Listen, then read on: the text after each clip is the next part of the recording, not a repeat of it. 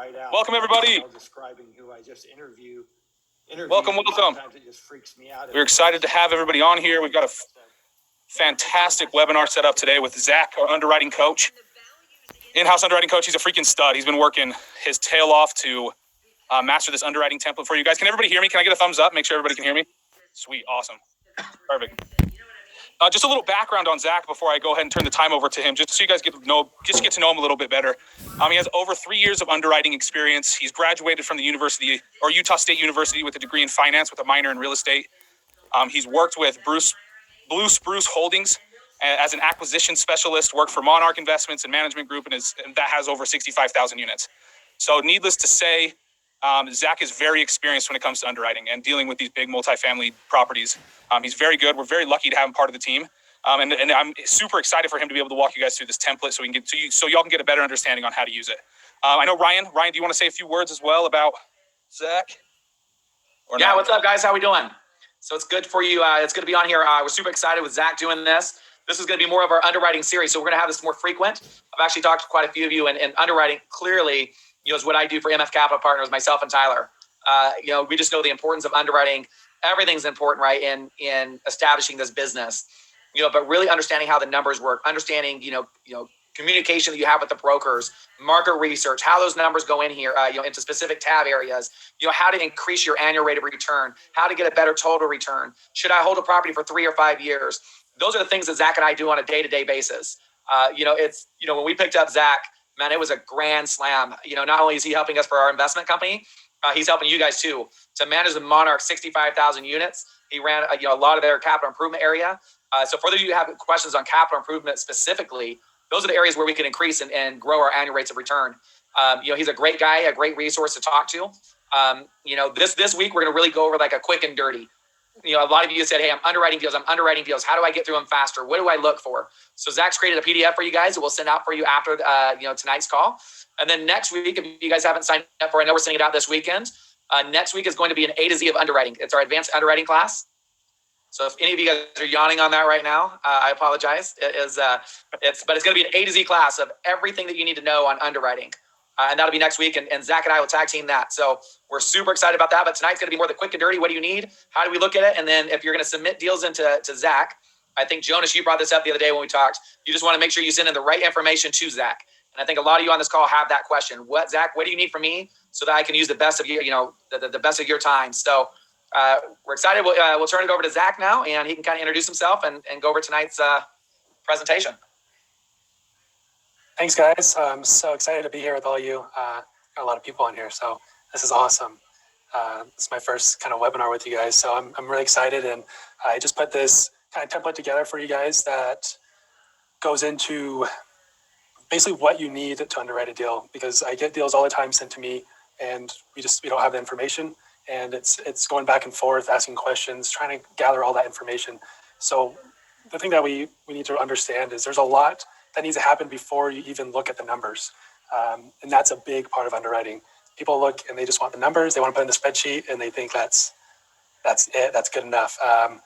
But before you even get the numbers, there's a lot that needs to go into it. So, first off, the videos on the path, week 1 through 3, they're so important to watch those even before you start underwriting. I know a lot of people like to skip down to underwriting, and because they have a deal in their inbox and they want to look at the numbers and see if it's a good deal. But all those videos are, line you up and help you get ready to underwrite. They give you all the tools you need, all the information, the people you need to talk to, and the knowledge you need to be able to start analyzing deal, or even analyze a deal before you even look at the numbers. So I'm going to share this template with you guys. I just created, and I'm going to we're going to send it to you after this, along with the recording. Let me see if I can share my screen.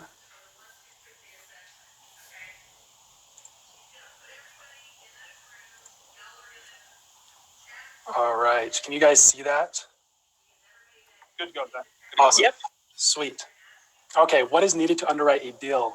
So this is underwriting made easy. This is what's going to help you guys filter through those deals and save you a lot of time. So you're not spending hours trying to look through the numbers and figure out it's not even a good deal. So first off, pre-screening those deals. Looking at those deals when they first come in your inbox from the brokers or whoever you got those deals from. before you even look at them, or when you just kind of look at where they're from, this is going to help you before you have to dive in. So does the deal fit your criteria? Is it the number of units that you're looking for? Is it in the right location? The purchase price, is it too high? What's your range you're looking for in the class of the property? Is it B class, C class, A class? Those criteria you need to have set before you even start looking at deals. And that's what you learned in the path going through the videos, is understanding what your criteria is. So then when a broker sends you a deal that doesn't fit your criteria, you're not wasting your time looking at it. Second, is the deal in one of your pre-selected markets? Remember, Tyler talks about figuring out your markets. He talks about in the first week of the path, at the end of it, researching your markets, knowing what market you want to invest in. And he says stick to 1 to 3. You don't want to be trying to invest in any deal that comes your way all across the U.S. You want to know your market, because that's going to help you underwrite the deal. The third part is that market growing. So this comes back to your market knowledge. Do you really understand your market that you're investing in? Have you done your research? Do you know if that market's growing? What part of that market as well, going into how is the neighborhood in that market? As you guys know, there's markets that are growing out there. There's cities that are growing, but in those cities, there's always those neighborhoods that you do not want to be in. You don't want to go near those neighborhoods. You avoid those neighborhoods. That's everywhere. And a lot of times brokers will send you a deal and say, oh, this is in Memphis. It's in a great city where it's growing a lot, but they fail to mention the actual neighborhood and what's going on in that neighborhood. There's a high crime rate. You want to stay away from that. So that's when it comes into understand your market, but also understand the neighborhoods in that market. So is it an A, B, C, or D class kind of neighborhood? Because we're looking for properties that are a C class property in a B class neighborhood. That lets you know that you can add value. You don't want to go into a D class neighborhood with a C property. You're not going to be able to lift that up to a B and add value there. It's going to hurt you because your tenant base is not going to grow. Zach, I'll jump in really quick. What's funny about that is we just passed up on a deal. The deal was great. The returns were there. We would have, if you were to look just at the deals and the numbers, right, it would have made sense to do it. But when you start looking at the neighborhood around it, one side, it's more of a D area. Right across the street was just an awful liquor store. And, a lot of the tenants, what it does is it draws in tenants into those areas. And it'll, this property had a lot of deficiencies. So right now, a lot of people not paying their rent. And it just draws a different demographic there. And so it's important to drive, like when we go to an area, man, or you can get onto Google Earth or Google Maps now and look at these areas. It's important to know those neighborhoods, because literally you can have one side be an awesome area and the other side, whew, man, so I can't say how important this is. Definitely. I was actually looking at a deal in Houston with a student, and it looked like a pretty decent deal. And then another student brought it to me, and he actually brought market research along with it. And he's like, this looks like a good deal. But then I looked into the market more, and it is it's a C class area, but all around it's D. It's a D class areas. It's even worse than what's in that neighborhood. So once I saw that, I was like, you got to just toss this away and not even look at it, because there's no way to add value if all the surrounding areas have high crime rates, and there's no way to improve. All right, so moving forward with that, kind of cover those questions. Are the surrounding neighborhoods better or worse? Are the surrounding properties adding value? This one's really important. You want to make sure the properties around that area, around your property that you're looking at, they're also trying to add value. They have some units that they might have renovated, or they're trying to just improve the community. If all the properties are eyesores, how are you going to be able to make that add value to that property in that neighborhood if no one else is willing to improve? And it's going to be a waste of time and money. So those are the questions you need to first go over before you even look into the numbers. Before you look into those numbers and you think you can start analyzing it, it's got to fit your criteria. It's got to be in one of the markets you're looking at. You got to understand that market and know that around that neighborhood that things are improving, things are growing, and it's where you would want to be. So to start underwriting, Hey, really quick, Zach, let me interject here. We had Eric that asked for what are some of the best tools. So some of the tools, and you may use different tools than I do, Zach. We all use very similar tools, but you can go to, and you guys, I would write this down. You can go to areavibes.com. You can go to Neighborhood Scouts. You can go to niche.com, niche.com, bestplaces.net. And you can go to city-data.com.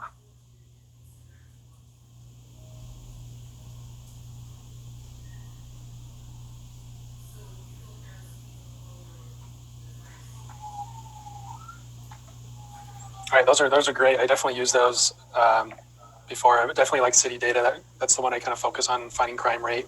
But I'm sure all those are really great tools. Yeah, I need it really quick. Here, I'll put it in the chat. I'll send it in the chat. So then Zach can keep going on that. All right, sounds good. All right, so to start underwriting your deal, there's another step you have to take before you look into the numbers. You gotta make sure you have all the information you need. You got your market knowledge, you got your criteria, it passes all that. Now you gotta make sure you have all the information before you actually start putting in the template. And that would be, first off, the operating memorandum. This is not necessarily required, but it is something that is important and valuable if brokers can provide that to you. Now, the operating memorandum is basically the marketing packet, the packet that they use to market the deal to investors like us to sell it. So they put in pictures, they put in the financials, they put in market information, they put in comparables. And that's great stuff because a lot of times they'll put in some value add aspects. So that helps us understand what we can do with the property. And that's a really great a tool to have to get some extra information on the deal. However, if you do not have an operating memorandum, it's basically just going to the broker and asking the questions that technically would be in the OM. Ask them, what are the value add opportunities? How are the comparables around this property? What are they going for? What are the premiums? What kind of amenities are included? Now, these things you can ask the broker, but you can also do your own research too on some of that information. Now, the T12 statement, this one is absolutely necessary. It is so important. If you don't have this, you're not going to underwrite the deal. There's no reason to even go further with the process. Do you remind me what a T12 statement is? Sorry, can you say that again? What exactly is a T12 statement? It's the trailing report. Yes, the T12 statement. Oh, go for it, Zach. Sorry. Yeah, no, it's the trailing 12 months. So it's the income and expenses sheet necessarily. So it lists out, it's an itemized of the income for the last 12 months, the vacancy, concessions, all those kind of expenses within the income. And then, can you hear me better now? Yes. So it's just like the 12-month financials? Yep, exactly. Okay. And sometimes brokers won't provide you that T12. Instead, they'll give you an income or profit and loss statement, which is fine. You can use that. You just have to, usually those won't include vacancies or market rent and loss and lease. It sometimes won't include those. So you kind of have to calculate that with using the rent roll. And we can dive in deeper in one of the next kind of series we do in that. And at the end of this, if we have time, I'll show you guys what an OM looks like, what a T12 looks like, what a rent roll, and we can dive into that if we have some extra time at the end. If not, we'll cover that next week or so. So after the T12 is the rent roll. And this one is required, but it's also optional. So it's required to understand how that property is running day one today. When they send you that rent roll, it's exactly the income from rent that property has received up to that day, that month. So it lets you know what the actual vacancy and occupancy is of that property at that moment, which is very helpful. It helps you understand what they're really charging for rent for each unit. So, and what market rent might be. Some rent rolls include what they think market rent is, but some don't, and that just comes to your knowledge of understanding what market rent is, which helps you determine what your premiums are, what you can raise rent to. So it's required, but also it's optional. To initially underwrite a deal, you don't have to have the rent roll, but when you want to go in deeper and understand the property, how it's performing, that rent roll is crucial at that point. So really quick, Zach, so it's really funny. We're acquiring a property. It's a 46 unit deal. I don't think you've looked at this one, Zach, yet, but so we close on at the end of this month. The property is $450 under market rent, which is like unheard of. I mean, they haven't upgraded the units in since 1985. I mean, it's got yellow appliances still. I mean, this place is a shithole, man. I mean, it is absolutely awful, but it's $450 under market rent. So anyway, literally the owner, it's a mom and pop place. And, and a lot of people go, man, you and Tyler still do smaller deals? I mean, come on, at $450 under market rent. but literally their books were awful. They didn't have a T12. They didn't even know what the hell a T12 was. And so they handed us this rinky-dink Excel spreadsheet for their rent roll. And so I had to underwrite the whole deal based off of a rinky-dink rent roll that they had. So I had to work backwards on everything. So, if you have a good rent roll that's put together, I mean, you can do a lot of numbers. But the thing is it's in a market that we know already. So we already know the rules of thumb of that market, what to write, expenses at.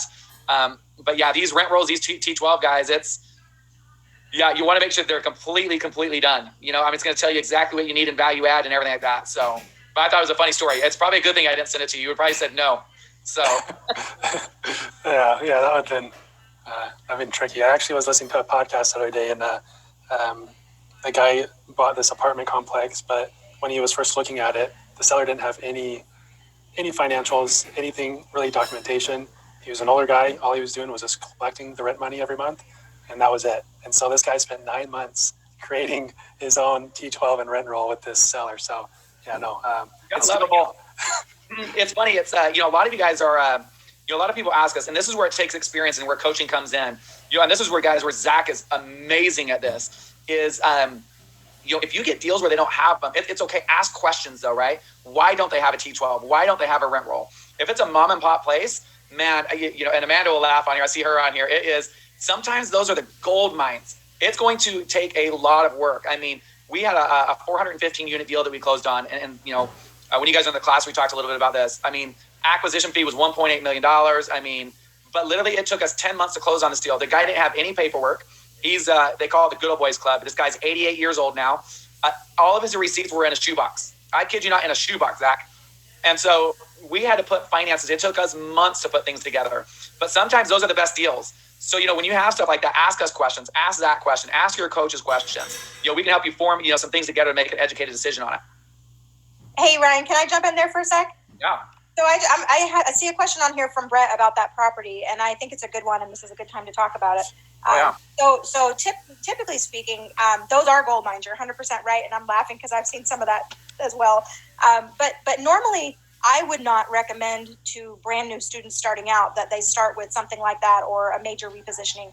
Not unless they had a really solid repositioning manager on the team. What are your thoughts on that? Yeah, I would definitely. I would agree 100%. Really depends on who's going to sponsor that deal with you. What level of experience do they have with repositioning?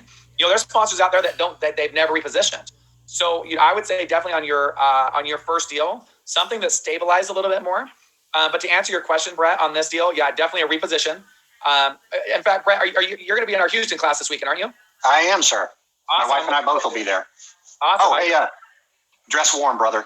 I'm here already. I'm in a sweat. Like, listen, it's 88 degrees when I left Florida, so I'm not used to 40-degree weather. So, but yeah, it's definitely a reposition. I mean, this thing has not been done. One of the questions I ask a broker when I get into a deal is, when's the last time it was renovated? And it's important to me to note that because typically if it's 10 years or more, there's a lot of value add there. So, but getting back to Amanda's point, yeah, you definitely want to be careful on major repositionings on your first deal. Sorry, Zach, go for it. I keep interjecting. No, this is great. No, this is very valuable stuff. There's another question Bryce put in the chat. He says, "How does the last year with COVID reflect the accuracy of a normal T12?" That's a great question, Bryce. Some properties you'll see it. COVID affected them pretty drastically. Others they really didn't get affected. With that, I was actually underwriting a deal with a student, and that was the case. The 3 months, initial 3 months in COVID, the income was really poor. It was almost half of what they usually have, and so that hurt the numbers drastically. So in that instant, you'll probably want to. It's hard. There's a lot of factors that go into it, but you'll probably want to kind of take more of the T3, the last 3 months, and see how they are performing now, and kind of analyze that, and that will kind of be more of a point to kind of go off of. But you still got to be conservative with that because we don't really know where things could be going, and if it happens again, you want to be able to prevent that big of a drop or plan for it as well. So a lot of things to consider with that question. Let me add in there as well. When you're talking to a broker and you're getting numbers, you got to remember brokers are salespeople, and so they're going to sell you on the idea that I see, let's see, some of you guys shaking your head there, it is, they're going to sell you on the occupancy. Hey, look at this thing is, it's occupied at 95, 96%. Well, that doesn't mean anything if it's only collecting at 75, 80%, you know? And so one of the things you want to ask in addition to a T12, so you can find it on some rent rolls, but you want to ask for an aged receivable report. All right. And the age receivable report is going to tell you, how many months. So it's going to go 0 to 30, 30 to 60, 60 to 90. It's going to tell you how far behind. With COVID, I want to go in. We just acquired a property, 138 units. It's like 17, 18 of the units were like 4 months or more behind due to COVID. So, and that's okay, but we have to account for it, right? When we're putting into our numbers. Doesn't mean that's a bad thing. You just have to account for, a little more bad debt. So, and then Chris, I want to answer your question. What is considered a major repositioning? This deal that we're taking on it would be considered a major repositioning. Because it was built in 85, the electrical boxes were outdated. We had to redo the boxes. We have to when we do it, we have to gut a lot of these units and then redo them. I mean, it's a complete upgraded unit now. And that would be more of a major repositioning. We've got to redo the parking lots, the exterior, got to paint it. I mean, so it's a complete redone deal, and it's every single unit. So hopefully that answers that. Awesome. With that, Ryan, what's the occupancy at right now? Man, on that deal, it's 100% occupied. Oh, wow. Okay. That's a big grand slam. So as people, leave, obviously we'll upgrade those units. It's going to take us 18 to 24 months. So that's another reason to be more of a major repositioning. This is not something that will stabilize over 12 months, but we're able to go from $750 a unit to $1,200. Hey, Ryan, Chris is asking for clarification on that question. I would say that ideally you guys should be looking to stick with really no more than about $7,000 a door repairs for your first deal. Yep. Awesome. I'll keep going now. So the number 2, after you have all those financials, you want to go to number 2. What is the story? What's the story of the property? Kind of like Ryan said, ask why, if they don't have one of those things, why not? What's the story behind it? Is it a mom and pop? Why is the seller selling? What's the history of the property? How long have the owners owned the property? Could it be another, syndication group that just went in and renovated some of it and they're getting out, or is it, a mom and pop, or, all that information is very helpful in understanding how to approach the deal, how to approach the seller, and what way can you add value and how can you get, close on the deal. So the story, really solves, you're a problem solver when it comes to real estate. That's what you're doing. You're going in, you're solving a problem, and, you got to understand what the problem is. So number 3, and this one's super important as we are value add multifamily investors. What are those value add opportunities? You need to understand those. Are they below market rent?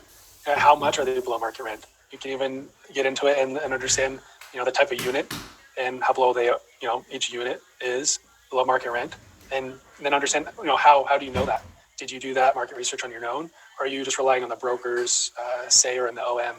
You need to compare both of them, because the OM and the broker will tell you, that's easily $150, $200 below market rent. Research is really good.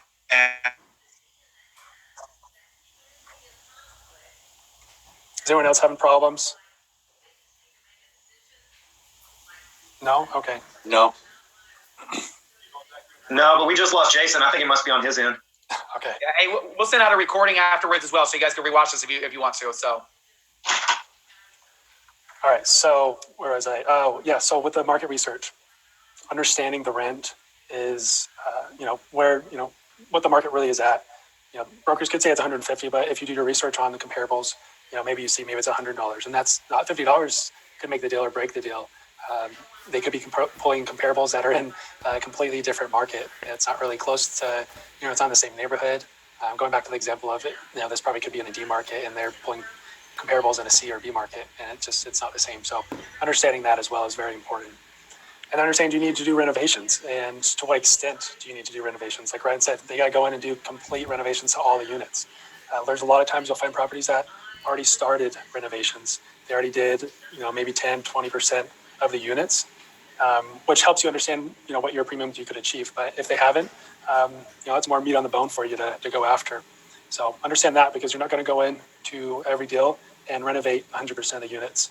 And most of the time we want to renovate, the majority of them, but sometimes we want to leave a little meat on the bone to make it appeasing to the next buyer, to be able to sell a property and let that person know they can add some value and increase, get better returns. So always keep that in mind to give yourself a little cushion of not completing all the units and just leaving a little bit of that meat on the bone. Then also other value adds. Can you implement a RUBS? Can you bill back utilities to those tenants? And if they're already being implemented in that property, and how much of it's already being implemented, can you raise the RUBS that they've, the chargeback that they're already implemented? And going with that is understanding the properties around that property that you're looking at. Are they implementing that? Is that something they're implementing, or are they including all the utilities in the rent? Because you don't want to be the first one to start charging extra fees to tenants. You won't have a lot of tenants that want to stay there. And then any extra amenities you can add. A lot of times you can add a washer and dryer, like leasing a washer and dryers, or you can do like a valet trash service. Then you need to pay attention to exterior renovations. Are you going to have to redo the parking lot? Are you going to need to put in some playgrounds, renovate the pool? Understand all those costs too, because those can be very, very expensive. And then any other ones, any other opportunities there's a lot of different things you can do to add value to the tenants and increase your NOI at the end of the day. Brian, do you have anything you can add to those opportunities? Yeah. So one of the biggest things that we see with students, when they're doing RUBS, is and we can send out an article on RUBS versus sub-metering. Those are two completely different strategies. Actually, sub-metering is a lot more accurate, and you can get a lot more return from that. You have to know your market on RUBS. Not every market does RUBS. Like in the Carolinas, like North Carolina does sub-metering, where South Carolina does RUBS. So you have to know your market on that. But a lot of people try to capture, and we'll talk about this next week as well. I'm sure Zach, you'll laugh at this. A lot of people try to capture all their RUBS at acquisition, meaning as they acquire the property, they're putting it into their other income, and accounting for in the first year. You have to remember, if it's not in the lease agreement, you have to wait for the lease agreement to expire. So this is where the rent roll comes into play. Is if it's going to expire, and I think we'll answer your question. Let's see, Alan, on the rent roll, but if there's no date where it ends, I think is what he said. You have to see when lease expirations are. That's one thing we look at when we underwrite a deal. So that when you're implementing like a RUBS, for example, if it's in 8 months, it's going to take 8 months before I can put that in. So in our template that we have, and next week we'll go over it, but what Zach has done is he adds back a certain percentage each year into that. So you can't add it all at once. It's going to take you sometimes 12 to 24 or 12 to 18 months to really, have almost, 80% or so of RUBS put back in. We'll go over that in a little more detail next week. One of the things on other income, though, and like this, one thing we incentivize our property management company to come up with different ideas. There's a list in the path of, I think, 12 different things that you can add in other income. That's one thing we're always incentivizing because, listen, on one of our properties, they raise it $3,000. That's $36,000 a year. If you do a times 10 multiplier, that's $360,000 in equity. So we're always incentivizing. Always think of different ways you can add value to that property. But yeah, other than that, exactly what you said, Zach. Always leave meat on the bone. We'll talk about exit strategy next week a little bit, and why we leave meat on the bone. So, awesome. Yeah, that's great. Awesome. And then fourth and the last part of before you even underwrite the deal, look at the numbers, is going back to market knowledge. What are similar properties charging for rent? What type of amenities are they including?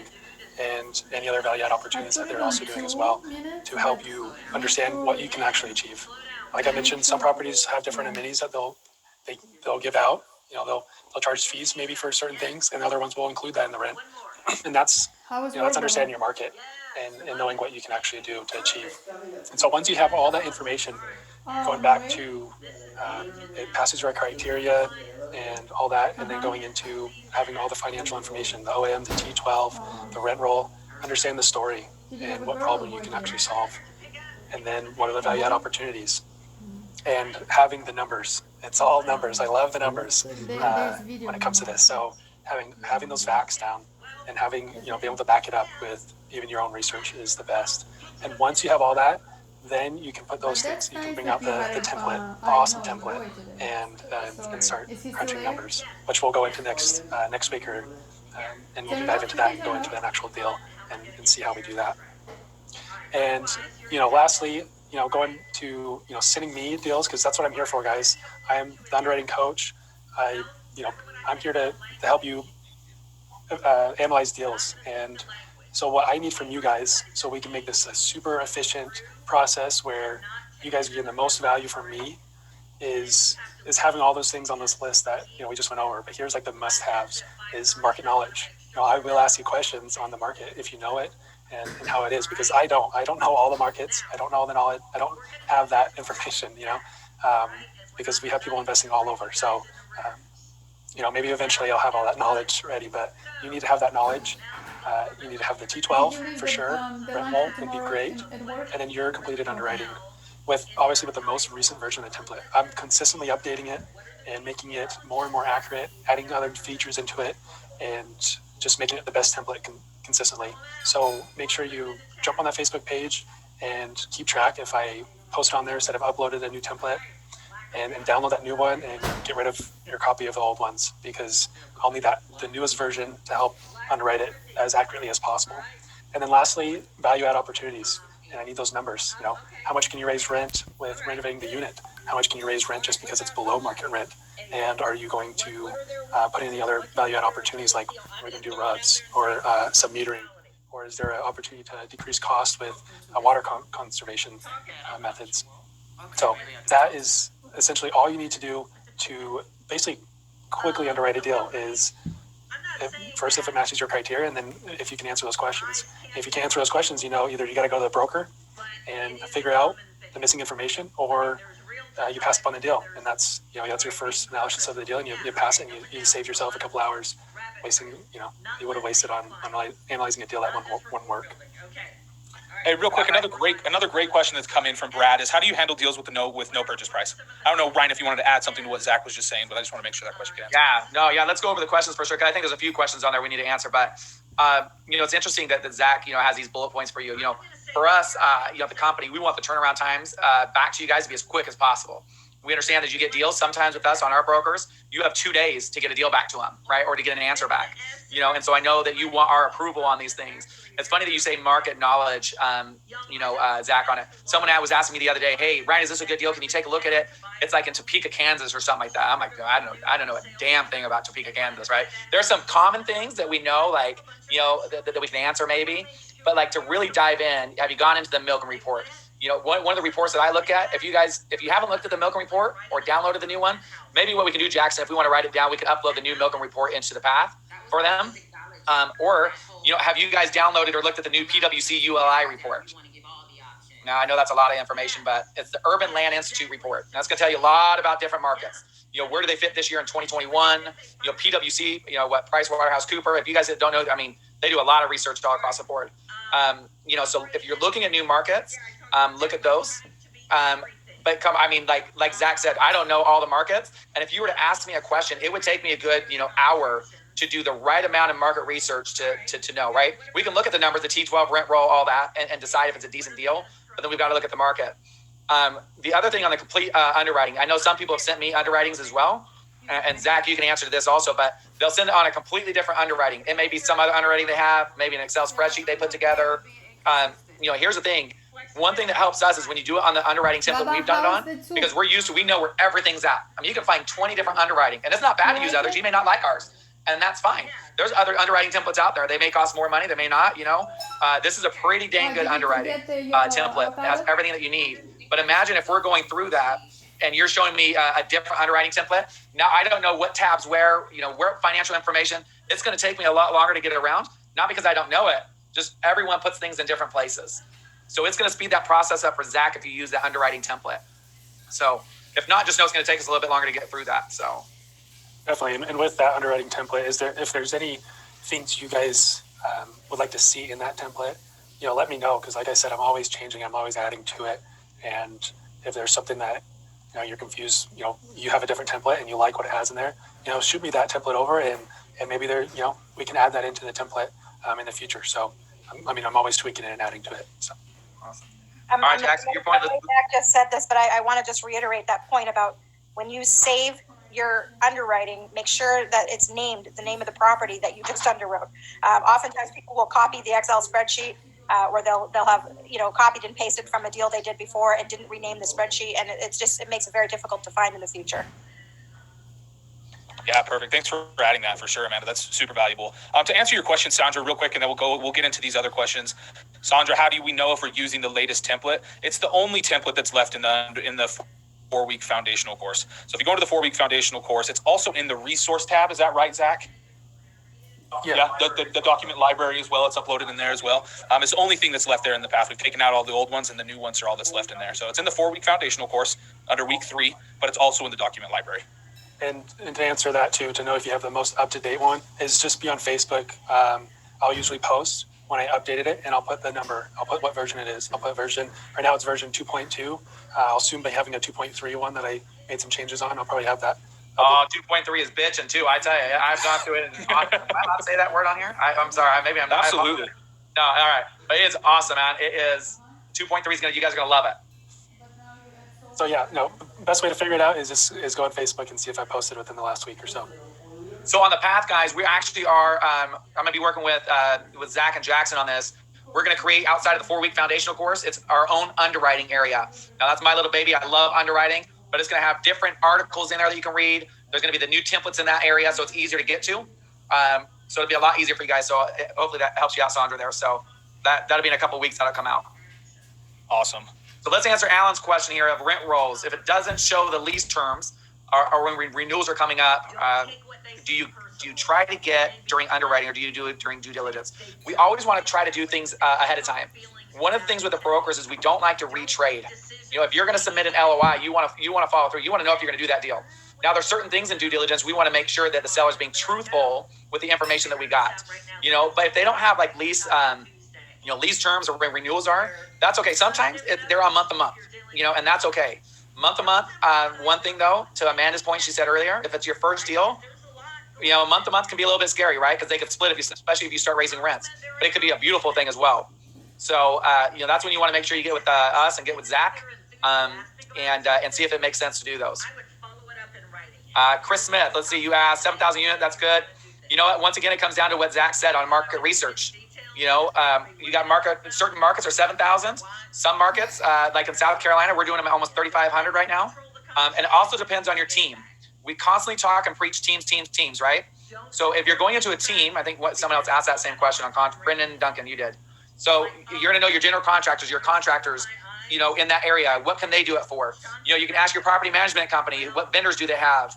What do they typically turn a property for?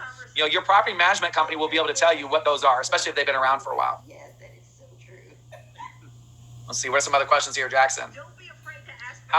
Brad Sullivan. Why do you ask such a hard question? No, I'm just kidding. How do you handle deals with no purchase price? Are you guys getting a lot of that as you're looking for deals? All right. So how do you handle it? Why do you think that they don't give you a purchase price?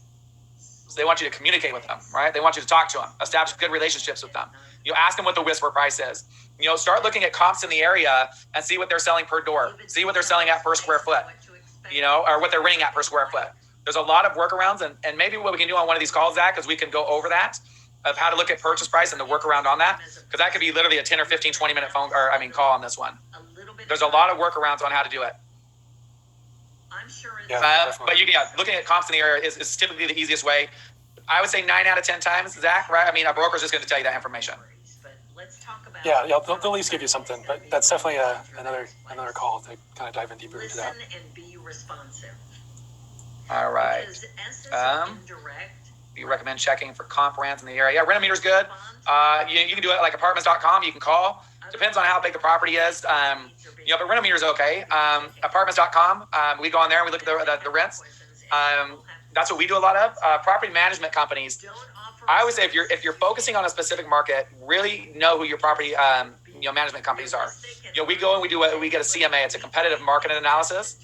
Most of your property management companies are going to give that to you, and it's going to tell you exactly what the rents are, in that area for 1-1s, 2-2s, 2-1s, 3-2s. So believe it or not, one of our properties has a 4-2 in it, so you don't see those too often. But Rent-A-Meter or apartments.com, you can get that. Oh, I can't hear what? Is it okay if I could add something to that? Yeah, you bet. I was just going to say, I've been talking to a lot of brokers this week, and one thing I would suggest, especially with getting comparable prices, is establishing good relationships with multiple brokers in the same market.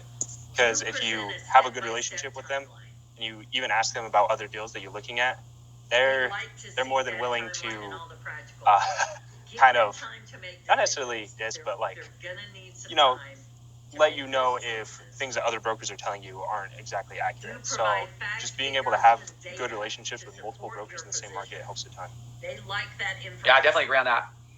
I definitely would agree.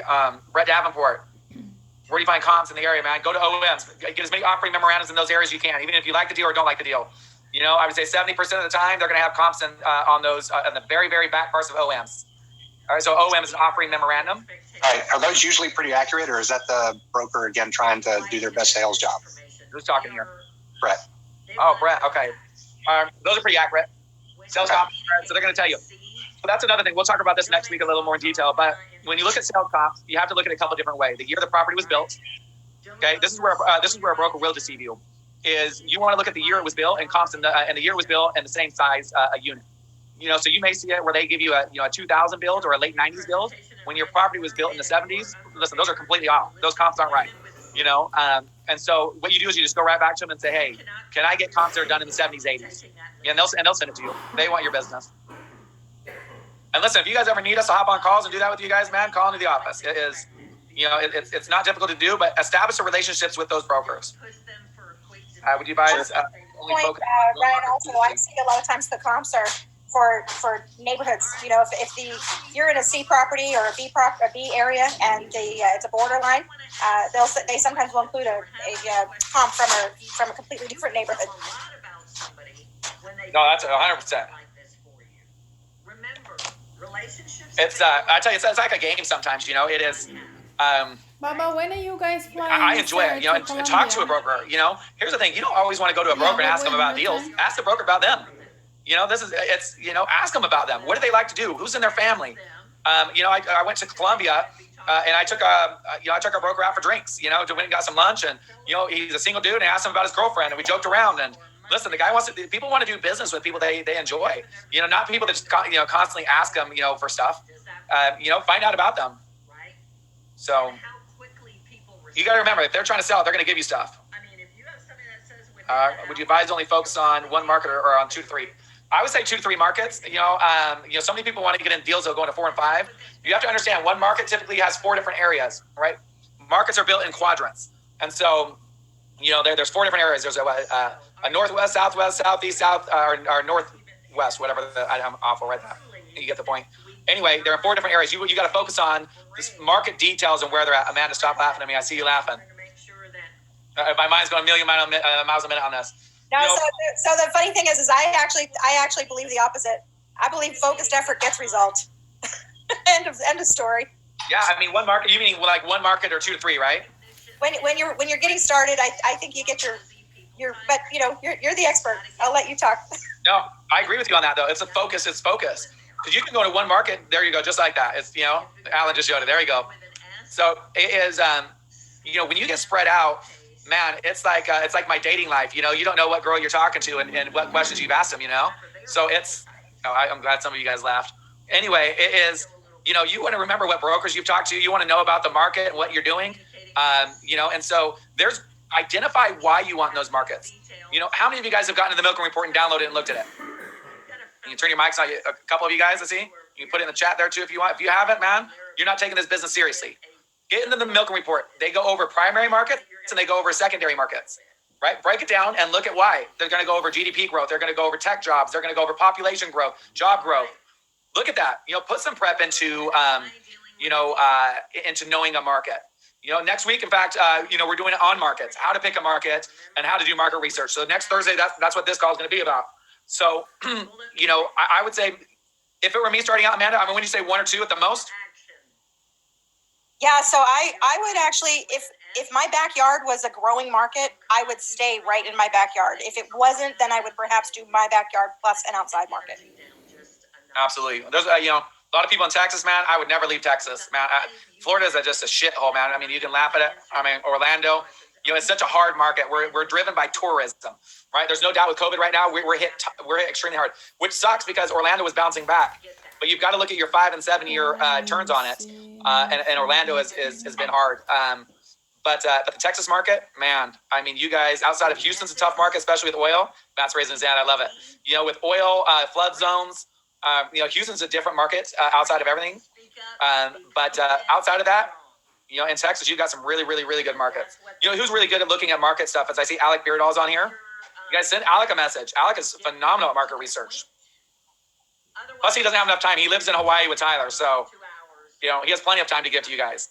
Yeah, so hey, I wanted to add to that. So Texas is phenomenal, has been, and probably will be for a very long time.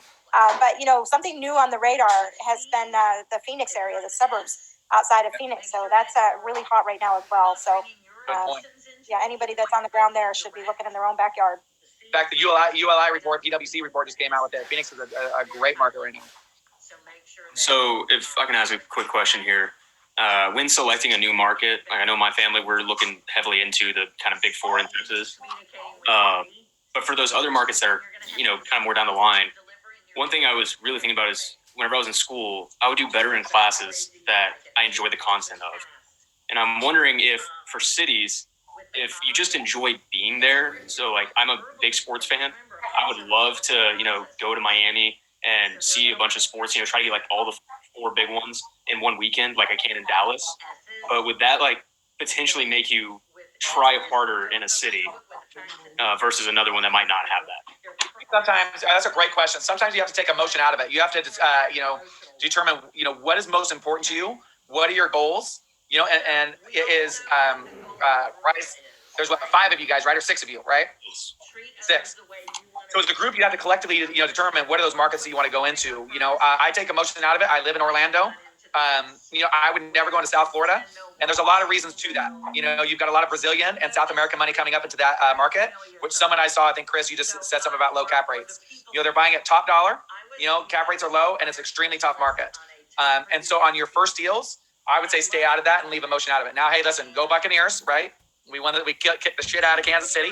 So, Tom Brady. Yeah, I love it. So, actually, I just went to an investor meeting to Topgolf. It was a pre-Super Bowl party. It was a blast. So it was. In fact, we should start posting that on here, Jackson, of different events that they can go to for investment. You guys would have loved it. It was a ton of fun, but ton of celebrity there too. But Who'd you see, Big Poppy? I saw Big Poppy, Mr. David Ortiz. That was great. I was looking for Jennifer Aniston. I couldn't find her. Probably a good thing for her. But, those networking events are huge. Yeah, you got really fortunate to be invited to that one. But really, any of those networking events are awesome. It's $5,000 a bay, but we're talking. All kind of business owners there. A lot of investors, doctors, attorneys. But we'll start posting that on Facebook for you guys of different events that we go to and network at, and there's a lot of money. So, hey, when you guys are done talking sports. So to Bryce's point, though. We got sidetracked. To Bryce's point, I think that that at the end of the day, you want to live where you want to live and invest where it makes the most sense. That's the idea behind the whole dream. However, that said, if you are comparing between multiple markets that are similar, and they're similar, and it's a toss up between one or the other, and you like one because you like that area, by all means, then make that your market of choice, right? Certainly, that can play into it. One thing for me, I want to be able to fly there and get there easily. So that's a deal breaker. I don't want to have to take 2 plane rides and rent a car and drive 6 hours to get there. So that might fall into your consideration. So there are some personal things. You get to put the business around the way you like to do business and things that you enjoy. One thing I would say though is the opposite of that is also true, right? Some areas of the country, you may not connect to the people that are on the ground. Some of us are real good at mirroring whoever we talk to, which is fantastic. But sometimes, you can go to a certain part of the country and you just don't relate to the people that are there. And that may make it difficult to do business there. So you may want to just think about a market that, you would enjoy being in from that standpoint. Yeah, great point on that. Listen, I apologize for getting sidetracked. You get a guy that, talking about women in sports. That's going south quick. Eric, you know what I'm talking about. All right. Well, yeah, a lot of this is getting into market research. We want to save that for next week. But does anyone have any specific underwriting questions? Nope. All right. So plan on, guys, a week from Saturday. So next week on Saturday, we're having advanced underwriting. Depending on questions, it's going to be anywhere from 2 to 4 hours. So come prepared. It's an A to Z on, what do we look at? Exit strategies. Some of the stuff that is going to be a recap of what we went over tonight. We're going to go over case studies, live deals that Zach's been underwriting right now. How to walk through it, how to look at a T12, how to look at a rent roll, how to put them into the tabs. And so that'll be next week. So we're looking forward to that. Hey, Ryan. Yep. The underwriting the week after, or a week from Saturday. Will that go into how to manipulate numbers? I know that sometimes, like when we want to do projections or bump up or start implementing RUBs, will that be able to cover that in this next? And the advanced underwriting is going to go over why we don't just put all other income straight out of the gate, right? Why we don't implement RUBS 100% the first year. It's going to go over, when you have renovated units or upgraded units that you're going to do, why we do it over 3 years rather than the first year. Everything that we do it in phases. We don't do out of the gate. You don't want to spend all your capital improvement budget right away. But we'll go over how to increase your gross percent of rent, and then how to realize, your end result. So yeah, I wouldn't say manipulate, but we'll creatively adjust numbers, right? Sorry about that. No, you're good. You're good. It's so. No, not the advanced underwriting in Houston this weekend. That's a class we're actually doing. It's going to be a Zoom call next week. So you guys will get it this weekend. You'll get the invite to it to register this weekend. All right, Jackson, you want to close us out? Yeah, we're super grateful for everybody to jump on. Zach, you did a fantastic job. You provided a ton of value. Ryan, Amanda, your guys' feedback is always so valuable and appreciated as well. I'll be going ahead and sending the PDF out that Zach used in the webinar right now. I'm going to go ahead and I'll send that out to everybody that's on this call. Again, super grateful for y'all. If you have any questions, does everyone want the PDF sent to them as well? Yep. Awesome. Yeah, I'll go ahead and send that as soon as we're done here. Super grateful for y'all. If you guys need anything, please don't hesitate to reach out. The best way to reach out to us and get a quick response, support@themultifamilymindset.com. Shoot us an email. We'll get back to you within the hour. We're super excited for you guys. Super grateful for each and every one of you. And if you guys ever need anything, please feel free to reach out. Take care, guys. Have a great evening. Thanks so much, guys, for being on.